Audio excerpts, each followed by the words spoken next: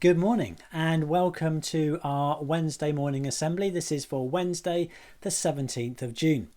Last week's Spot the Difference was a little bit easier, I think, than the week before. It was, of course, my little green alien light thing that moved from the side of the bookcase to the top of the bookcase. Well done. If you were able to spot that one, give yourself a pat on the back. And of course, there's going to be another Spot the Difference in today's video. A couple of weeks ago, we looked at the story of Pentecost when God sent the Holy Spirit. And we saw last week that the Holy Spirit made all the difference in Peter's life. He went from being someone who was scared to being someone who was not afraid to talk to anyone about Jesus. Last week, Peter, in the story we looked at, Peter performed a miracle right at the entrance to the temple. A man who had not been able to walk for over 40 years he was dancing around in the temple, he was jumping around, he was praising God. And this amazing sight generated a crowd. And Peter was telling them all about how Jesus had come back from the dead and that it still wasn't too late to become a follower of Jesus. And by now, in our story, just a few weeks after Pentecost, there were now over 5,000 people in Jerusalem who were following Jesus. So, what happened next? Well, I'm going to need your help as I read the next part of the story. You see, lots of people were listening to Peter. And so every time you hear the word listen or listening, I want you to do this. And so, lots of people were listening to Peter. Now, you might have thought that everyone would be really pleased that this man had been healed. But the religious authorities, those people that had tried to get rid of Jesus, they weren't at all happy.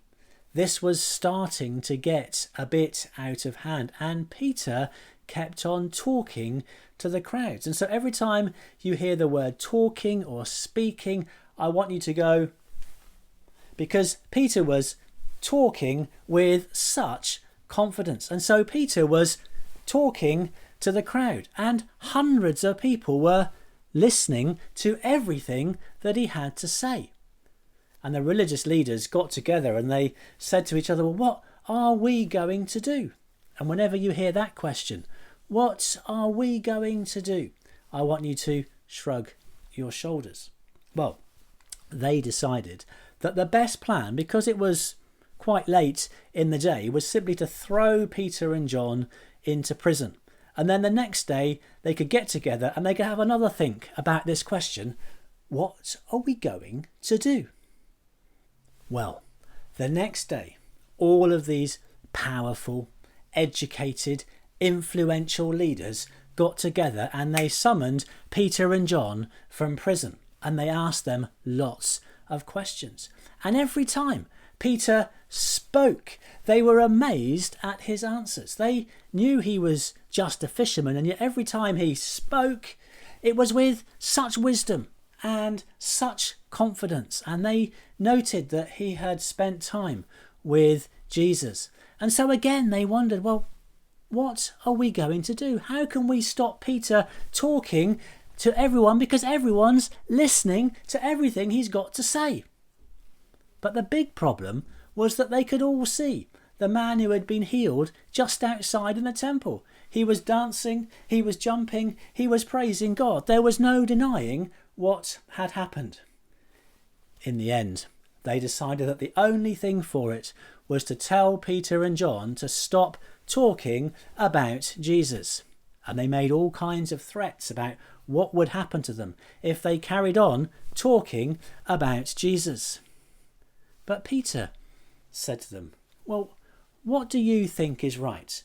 To listen to you or to listen to God? We have no choice. No matter what you say, no matter what threats you make, we're going to keep on talking to everyone about Jesus.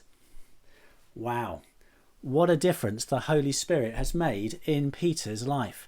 And sometimes it can be really hard to do the right thing. Sometimes it's hard because it means that we're going to be doing one thing and all our friends are going to be doing something else. Sometimes it's hard to do the right thing because, like Peter in this story, doing the right thing may get us into trouble.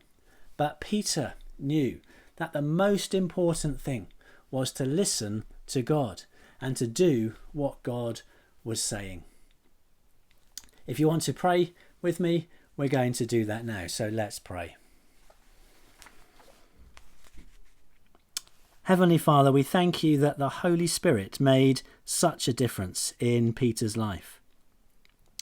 We pray that you will help us to do the right thing, even when it's hard. Amen. Great. Hope you spotted the difference. See you next week, same time, for the next exciting instalment in Peter's life.